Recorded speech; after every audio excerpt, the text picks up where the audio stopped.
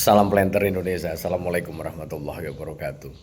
Menjawab sebuah pertanyaan dari sahabat The Brondol, Pak Pendi, saya itu nanam varietasnya sama, pada lahan yang sama, pupuknya sama, perawatan sama. Akan tetapi kenapa produksi per pasarnya itu kok nggak sama? Maka hal yang harus saya jelaskan bahwa di dalam sebuah tanaman kelapa sawit itu ada menganut yang namanya genetik individual. Ketika kita ngomongin genetik individual adalah bahwa dia adalah membawa genetik walaupun dari induk jantan pisifera kemudian diserbuki pada induk betina dura. Terkadang bahwa tanaman kelapa sawit itu akan memiliki yang namanya genetik individual, yang artinya bahwa tidak semua 143 pokok per hektar itu memiliki karakteristik yang sama, produksi yang sama per pohonnya itu nggak sama. Sehingga hal inilah yang melatar belakangi kenapa di dalam penanaman kelapa sawit terkadang produksi per pohonnya itu nggak sama. Terkadang ada yang bertanya, Pak Pendi, ini kok TPH kosong, ini ada yang dapat 10, kenapa sampingnya nggak dapat 10 ini?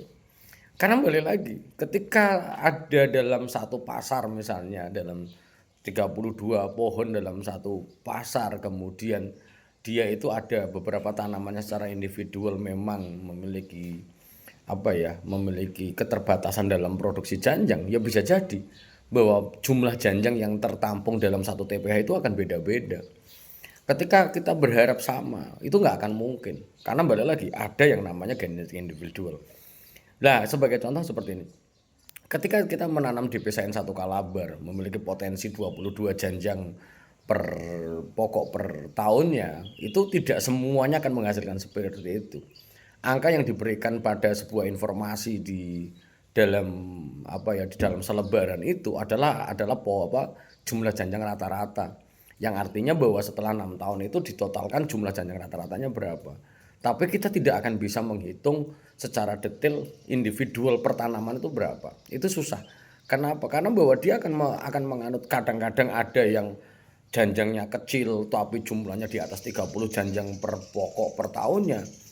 Tapi ada juga yang janjangnya gede, cuma dapat 15 janjang per pokok per tahunnya. Bahkan ada yang nggak ada buahnya juga kadang-kadang ada.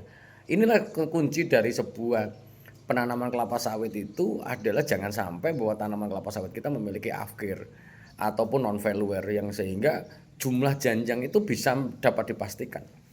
Nah, walaupun dia tidak afkir sekalipun, maka kemampuan masing-masing tanaman di dalam satu hamparan, dalam satu jenis itu juga beda-beda. Sehingga kalau kita menggarap kelapa sawit itu sama dari Januari ke Desember, sama dari semua pohon itu tidak akan mungkin sama. Karena bahwa sekali lagi kelapa sawit memiliki yang namanya adalah genetik individual. Nah, genetik individual ini terkadang muncul salah satunya adalah di dalam penurunan kemampuan dalam penyerapan kalium. Sehingga sahabat-sahabat The Brondol yang kadang-kadang kita memiliki yang namanya blend spot orange itu sendiri, kadang-kadang ada individual yang tanaman yang dia tiba-tiba kecilnya bagus, pada TBM bagus, begitu TM-nya bagus, lah begitu sampai 8 tahun kok bleret, kalau bahasa Jawa ini bleret itu tanamannya ini kok lama-lama kok dia kuning sendiri, bercak orange sendiri. Karena balik lagi bahwa genetik individual tanaman yang ada, bahwa tanaman ini mengalami penurunan kemampuan dalam penyerapan kalium. Dan hanya terjadi pada 1 atau 2 tanaman dalam sebuah hamparan, tidak semuanya. Begitu juga dengan tanaman-tanaman yang lainnya dengan kasus genetik individual, salah satunya adalah kok dipupuk dengan jumlah pupuk urea yang sama, jumlahnya sama, waktunya sama. Kenapa kok ini cenderung tegak? Ya kemungkinan dia akan tegak sendirian karena bahwa dia genetik individualnya kemungkinan adalah memang dia sedikit erected atau sedikit tegak alias ngaceng, itu dia individualnya. Karakteristik individualnya. Dan ini ada di kelapa sawit. Sehingga sahabat The Brondol semuanya kalau berharap semuanya sama itu tidak akan mungkin. Sekali lagi tidak akan mungkin.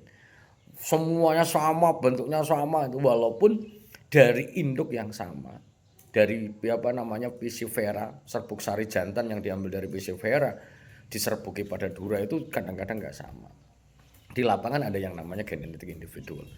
Mungkin itu aja yang dapat saya sampaikan pada kesempatan di siang hari yang berbahagia ini, sehingga ketika kita menanam kelapa sawit berharap semuanya sama itu adalah hal yang susah. Karena balik lagi, tanaman kelapa sawit memiliki keterbatasan yang membawa genetik individual yang terdapat dari penyerbukan yang dihasilkan dari dalam pembuatan bibit bersertifikat itu sendiri.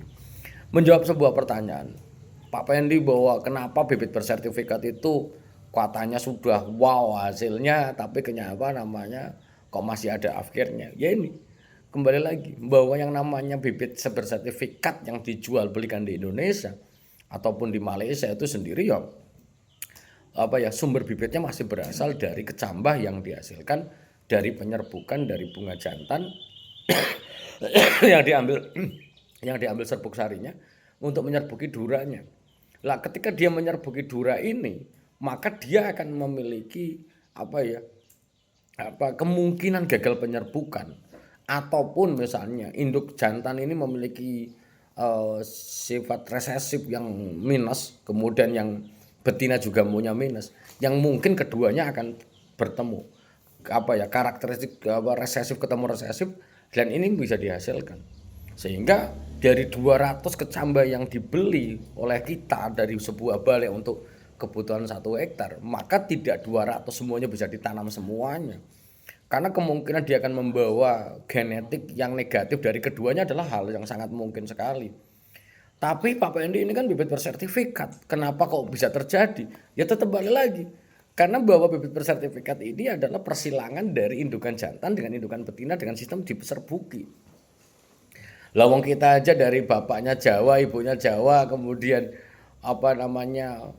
tidak 100% warnanya, kadang-kadang warnanya hitam juga belum tentu. Karena balik lagi, kemungkinan kita membawa genetik negatif dari ibu dan negatif dari bapak ketemu yang menjadi masalah yang besar itu. Nah, sehingga memang dalam sebuah hukum di dalam dunia perkelapa sawitan mengenal yang namanya seleksi. Seleksi adalah ditujukan untuk bisa bagaimana mendapatkan bibit yang bersertifikat yang memiliki kualifikasi yang ketika kita rawat memiliki potensi yang bisa kita gali lebih tinggi. Sehingga bukan hal yang aneh ketika bibit bersertifikat kita dapatkan kemudian afkir itu. Akan tetapi yang menjadi kunci adalah afkirnya itu masih dalam kondisi yang terkendali. Jangan sampai afkir sampai 30%, 25%. Maksimal dari menanam kecambah ke siap tanam adalah di angka 25%. Itu udah maksimal banget.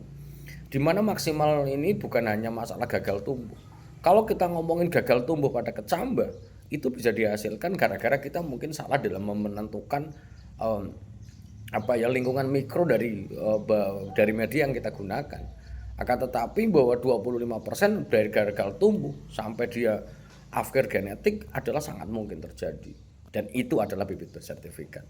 Artinya bahwa walaupun dia bersertifikat, masih kemungkinan afkir adalah masih mungkin terjadi. Karena sekali lagi bahwa genetik dari induk jantan ataupun induk betina yang kita gunakan di dalam proses pembuatan bibit bersertifikat. Semoga dapat dipahami oleh kita semuanya. Tetap semangat para petani kelapa sawit dan salam planter Indonesia. Assalamualaikum warahmatullahi wabarakatuh.